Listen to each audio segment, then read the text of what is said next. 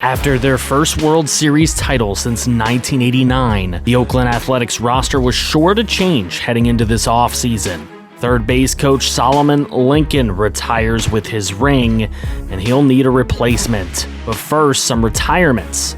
Giancarlo Stanton retires with 438 home runs, 1,700 hits, and a career .262 average. John Gray, Starling Marte, Austin Nola, Zach Britton all hang up their cleats as well. Paul Goldschmidt hits 385 dongs in his career with 2,242 hits. Yasmani Grandal, Steven Strasburg, and Chris Sale all call it a career also. Unfortunately, none of those players get inducted into the Hall of Fame. To replace Solomon Lincoln as third base coach, we offer Mike Waters a 3-year deal for $4 million, which he later accepted. Emmanuel Clase, John Duran, and Jonathan India are the free agents set to leave the squad. With everybody looking for champion-type money, we offer the qualifying offers to Clase and India to really just try to get back draft pick compensation from teams that would sign them. Nasty Nestor was great for us, but at 33 years old, it's time to get some value back and cut some cash from the budget. So he's going to the Mets for 2 prospects. Edwin Diaz signs with the St. Louis Cardinals for 3 years, and Shane McClanahan, a Cy Young winner in this franchise, heads to the rival Rangers for 9 years, $315 million.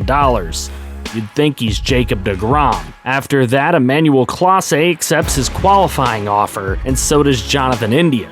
So no draft pick compensation for them. Instead, we're going to have to deal them to avoid paying them a combined $40 million. For Aaron Judge. Just kidding, we're not doing that. That is insane. But I can't in good conscience do that. It'll be Clase and India instead to the White Sox for Garrett Crochet and Matt Tabor to save a solid $35 million. Then it's Tabor sent away to Detroit for a couple of prospects. Nick Lodolo ends up signing for 6 years with Toronto, and we made another move, sending former draft picks Marco Becerra and Jorge Mercedes along with acquired prospect and Pedro Mata for Harrison Jones, a subscriber. Then the Yankees went all out, signing William Contreras for 4 years, John Duran for 6 years away from us, and Adley Rutschman for 9 years over the rival Baltimore Orioles.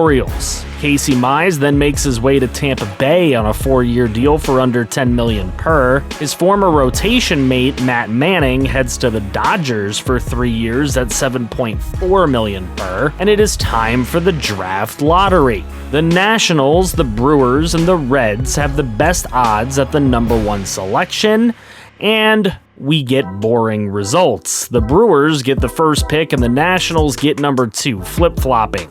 Everything else is as it should be based on the odds. The Rule 5 draft comes and goes, and the mighty Meatball, a fan favorite, gets his spot on a 40-man roster, but it won't be with the Athletics, but the Chicago Cubs. I will miss him, but we wish him the best, and we hope he has a great career. After a World Series title, extra money was sunk into the stadium as well. Lots of renovations, including a scoreboard on the top of the hotel in right field, 15 more light fixtures around the stadium, an observation tower out past the Ferris wheel, a roller coaster going around that observation tower. There was an extra deck added down the left and right field lines to hold more fans who will no doubt be bandwagoning this team due to their recent success. Guerrero and his number 30 was added to the wall in center to signify his World Series MVP. A 2027 World Series was added along the third baseline, and a 2027 AL West title was added along the first baseline. All of these renovations will cost a total of $80 million to be paid over the next 5 seasons. So for the next 5 years, the A's will need $47.5 million out of their budget for players to pay for the stadium, $17.5 million for the renovation payment, plus the $30 for the initial building of of the stadium. That means that they're going to miss out on players like Luis Severino here, who's going to make $8.8 per for 3 years with the Padres. Andres Munoz is traded from the Pirates to the rival Rangers, who are really trying hard here. Mackenzie Gore finds a home with the Red Sox for 4 years, $54 million. And this is a travesty. Alexis Diaz heads to the Blue Jays for 5 years, $8 million. How do they get him that cheap?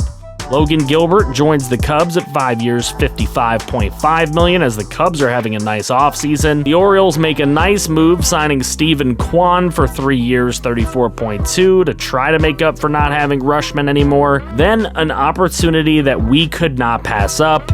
We outbid the Red Sox to sign Bobby Witt Jr. to a 2-year, $30 million deal. Now, the deal includes a player option that he could decline, which would make it a 1-year, $15 million deal. But with all the subtractions to our roster this year, this is a really solid deal for us, and we're going to find a way to make this money work. The Padres add more to their roster, with Ryan McMahon for 1 season costing more than Bobby Witt costed us. Andrew Benintendi to the Mets at damn near Bobby Witt money for 3 seasons. And Luis Castillo signs for 1 year, $10.7 million with the Blue Jays, who continue to add. Arbitration update: Shea Langoliers wins for $1.5 million. Tyler Soderstrom wins for $1.3 million. Yuri Perez wins for $1.5 million. And the A's actually win an arbitration over Bucky Carver, who will make $870,000. Colby Gaynor wins his for $2 million. Jordan Groshans wins his for $2.4. Kenny Stevens wins for a $1.8. And Givens wins for $1.8. Gavin Williams wins his for $1.2. And Roy McBride wins for $1.8. Budget check. We needed this. $49.48 million. We're good for now,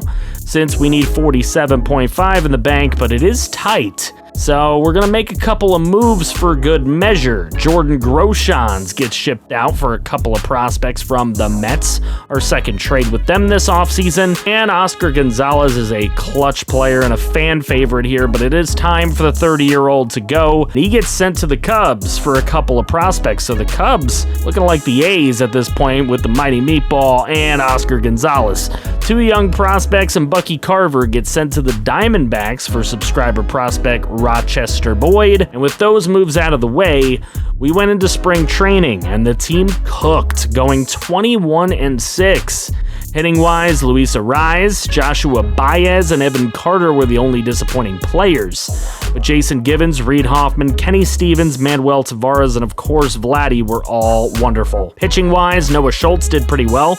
Dino Valenzuela looked awesome. You'll love to see that for the rookie.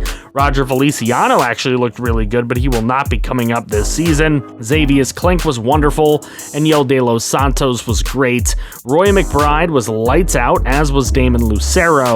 And Luis Patino disappointed a little bit. The new look lineup for this squad is projected as follows. Versus righties: Hoffman, Arraez, Guerrero, Witt, Givens, Tavares, Stevens, Soderstrom, and a rookie, Carlos Castaneda. Versus lefties: Hoffman, Witt, Guerrero, the rookie Frankie Miller, Stevens, Tavares, Arraez, Soderstrom, and Givens. The new pitching rotation will be Luis Patino, Yuri Perez, Noah Schultz, Gavin Williams, and the rookie Dino Valenzuela making his debut. Roy McBride and Gunnar Hoagland will be in long relief, with Colby Gaynor, Xavier Klink, and Yel De Los Santos and Damon Stahl in mid-relief, with Michael King setting it up for Garrett Crochet to be the new closer, replacing Emmanuel Clase. The A's are ranked first in contact and pitching. They're ranked 9th in power, 2nd in speed, and of course 28th in defense. They will be taking on the Los Angeles Angels in opening day of Season 6 with star prospects Carlos Castaneda, Frankie Miller, and Dino Valenzuela making their major league debuts to start the year. Let's freaking go.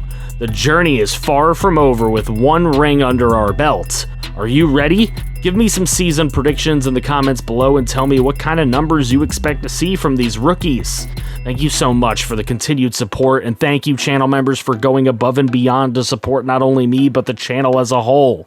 In case no one's told you today, I love UFG fam.